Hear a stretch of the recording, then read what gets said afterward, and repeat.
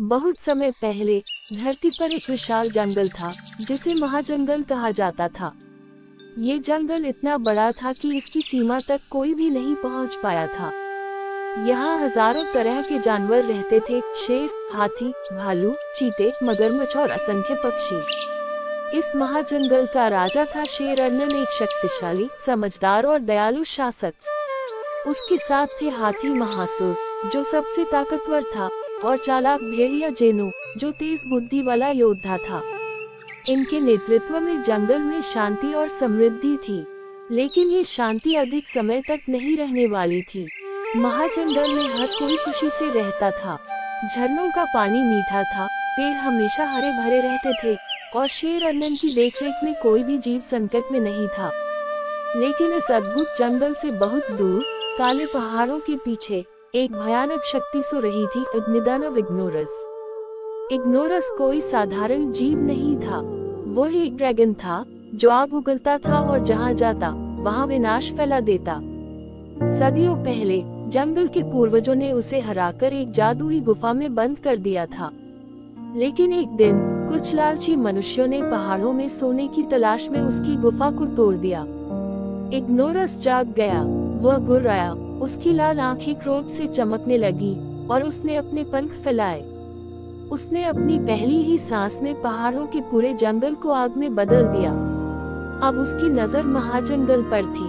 नीरा नाम की एक चील, जो ऊंचाई से सब देख सकती थी, वह तुरंत उड़कर राजा अर्नन के पास पहुंची। राजन, खतरा आ गया है, पहाड़ों का राक्षस जाग चुका है। अर्नन चिंतित हो गया। उसने महासुर, हाथी और जेनो भेड़िया को बुलाया। महासुर, अगर वह यहाँ आया तो सब कुछ नष्ट कर देगा। हमें इसे रोकना होगा। जेनो, लेकिन हमें ये भी जानना होगा कि उसकी कमजोरी क्या है।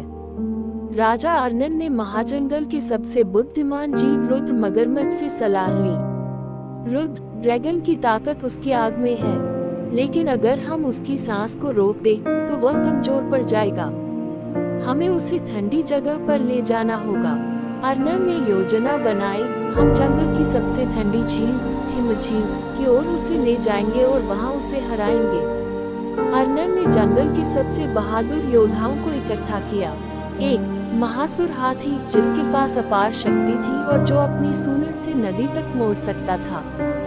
2 जेनो भेड़िया, जो सबसे तेज और चतुर था। 3 नीरा चील, जो हवा से सब देख सकती थी। 4 रुद्र मगरमच्छ, जो पानी में सबसे ताकतवर था और ड्रैगन को जाल में फंसाने की योजना बना सकता था। अब सबको मिलकर महाजंगल को बचाना था।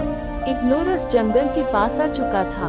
उसकी सांसों से आग निकल रही थी और उसकी दहाड़ से पूरा जंगल कांप उठा। जैसे ही वह जंगल में दाखिल हुआ, उसने अपने विशाल पंख फैलाए और एक जोरदार गरज के साथ जंगल को आग में झोंक दिया।